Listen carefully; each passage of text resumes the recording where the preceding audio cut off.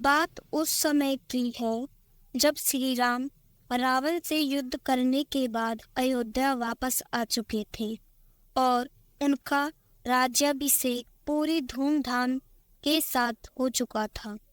इसके बाद श्री राम ने अयोध्या का सारा कार्यभार और एक राजा के रूप में स्वीकार कर लिया था। कहा जाता है कि श्री राम के शासनकाल की कुछ मुख्य विशेषताएं थीं, जैसे कि उनके शासनकाल में किसी को भी शारीरिक रोग या मानसिक चिंताएं नहीं होती थीं। हर तरह के रोगों की औषधियां बहुत ही आसानी से मिल जाया करती थीं और साथ ही साथ समय पर खेती और फसल भी होती थी। साथ ही साथ किसी भी बालक या युवक की अकाल मृत्यु नहीं होती थी। वाल्मीकि रामायण के उत्तराखंड के अनुसार रोज की तरह एक दिन भगवान श्री राम अपने मंत्रीगण, राजगुरु, महाशीर्षक, वरिष्ठ और अन्य ब्राह्मणों के साथ दरबार में प्रजा का सुख दुख सुनने के लिए राजसभा में उपस्थित हुए। पूरी सभा एक से एक विद्यमान मंत्रियों, धर्मशास्त्रों, राजा और अन्य सभासदों से भरी हुई थी। उस सभा को देखने से ऐसे लगता कि मानो देवराज इंद्र की सभा लगी हो। अपने सिंहासन पर बैठे हुए श्री राम ने लक्ष्मण से कहा, हे लक्ष्मण, तुम द्वार पर जाओ और ये देखो कि प्रजा से ऐसा कौन कौन यहाँ आया है जिसे अपनी समस्या का समाधान चाहिए। जो भी लोग द्वार पर आए हो उन्हें एक एक करके अंदर बुलाओ। श्री राम के ऐसा कहने पर लक्ष्मण राजभवन से बाहर निकले और बाहर आकर देखा कि द्वार पर एक कुत्ता खड़ा है जिसके माथे पर गहरी चोट थी। ऐसा लगता था कि उसे किसी बाहरी चीज से मारा गया हो। वह लक्ष्मण जी को देखकर बार बार भौंक रहा था। तो उसे इस प्रकार भौंकता देख लक्ष्मण ने उससे पूछा, तुम इस तरह क्यों भौंक रहे हो? तुम्हारी क्या समस्या है? तुम बिना डरे बताओ। लक्ष्मण ने ऐसी बात सुनकर कुत्ता बोला, जो प्रजापालन है, जिनके राज्य में हर कोई निडरता से रहता है, ऐसे प्रभु महाराजा राम से ही मेरा कुछ निवेदन है। क्या आप मेरा ये संदेश उन तक पहुंचा सकते हैं?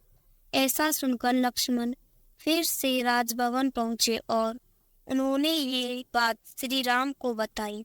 श्री राम ने लक्ष्मण की सारी बातें सुनी और उनसे कुत्ते को राजभवन में लाने को कहा।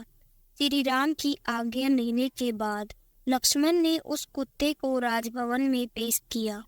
श्री राम ने कुत्ते को देखकर कहा, तुम्हें जो कहना है बिना डरे कहो। हम वचन देते हैं कि तुम्हारी जो भी समस्या होगी उसे तुरंत हल किया जाएगा।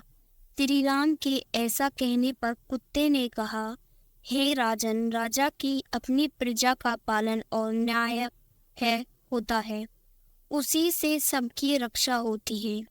बस इसी उम्मीद के साथ ही मेरे साथ भी न्याय होगा। मैंने आपके राज्यसभा में आने का साहस किया। अब मैं अपने यहाँ आने की वजह आपको बताता हूँ। वारसिद नाम का एक भिक्षुक ब्राह्मण है जिसने बेवजह आज मेरे ऊपर डंडे से प्रहार किया और मेरे माथे पर ये गहरी चोट आई, बल्कि मेरा कोई अपराध भी नहीं था। कुत्ते की ये बात सुनकर श्री राम ने तुरंत ही अपने द्वारपालों के जरिए उस भिक्षुक ब्राह्मण वारसिद को अपने राजभवन बुलाया। जब वो ब्राह्मण श्री राम के सामने लाया गया तो श्री राम ने उससे पूछा, हे ब्राह्मण, आपने इस निर्दोष कुत्ते पर डंडे से प्रहार क्यों किया, जबकि इसका कोई अपराध ही नहीं था? इसलिए आप बताइए कि इस कुत्ते को बेवजह डंडा मारने के पीछे क्या कारण था? हनुमान जी द्वारा 2 बार संजीवनी लाने का रहस्य। श्री राम के इस तरह पूछने पर ब्राह्मण ने कहा कि मुझे उस समय बहुत भूख लग रही थी और भिक्षा का समय भी बीत चुका था। बहुत ज्यादा भूख लगने की वजह से गुस्सा भी आने लगा था। भिक्षा मांगने के लिए मैं घर घर जाके भिक्षा मांग रहा था, लेकिन ये कुत्ता बार बार मेरे रास्ते के बीच में आ रहा था। मेरे बार बार मना करने पर भी ये कुत्ता बीच सड़क से हट नहीं रहा था, जिसकी वजह से मेरा गुस्सा और ज्यादा बढ़ गया और मैंने डंडे से इसके सर पर मार दिया। मुझे अपनी इस गलती पर बहुत पछतावा है और आप जो भी सजा मुझे देना चाहे दे सकते हैं। उस ब्राह्मण की यह बात सुनकर श्री राम ने वहां बैठे सभी सभासदों और गुरुजनों से राय लेना शुरू कर दिया। कुछ पलों तक आपस में विचार विमर्श हुआ और तब वहां बैठे कुछ विद्वानों ने श्री राम से कहा कि इस ब्राह्मण ने जो भी इस कुत्ते के साथ किया वो पूरी तरह से अपराध की श्रेणी में नहीं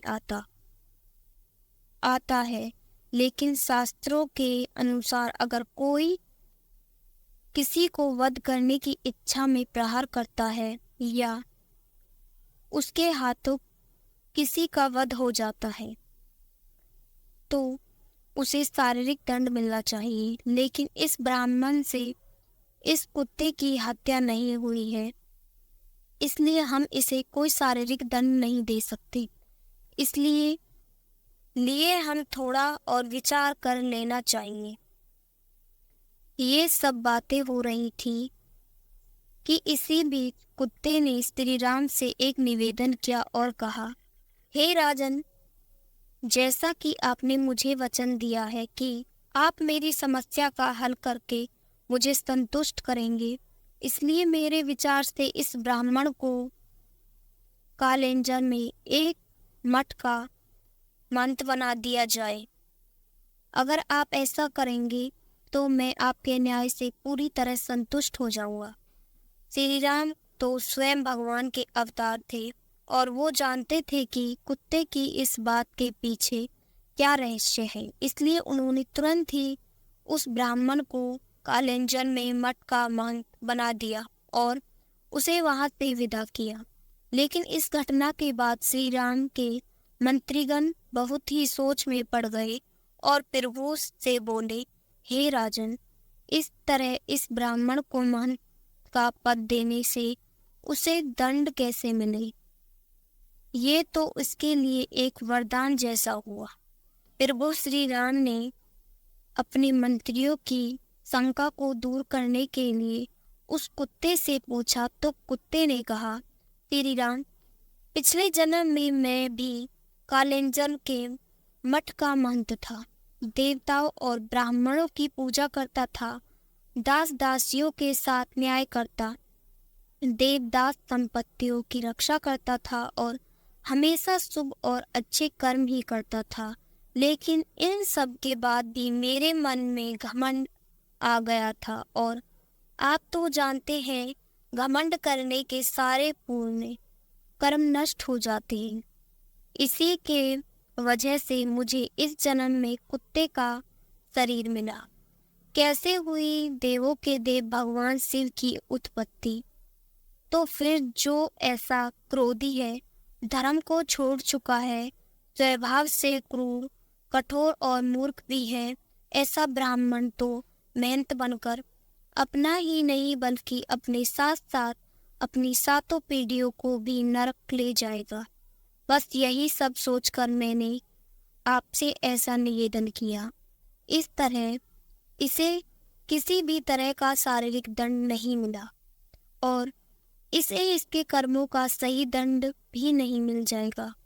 इसलिए मैं श्री राम को बहुत बहुत धन्यवाद करता हूँ, जिन्होंने मुझे न्याय दिलाने में मेरी सहायता की। कुत्ते की यह बात सुनकर सभी सदा बहुत प्रसन्न हुए और वो कुत्ता वहां से चला गया।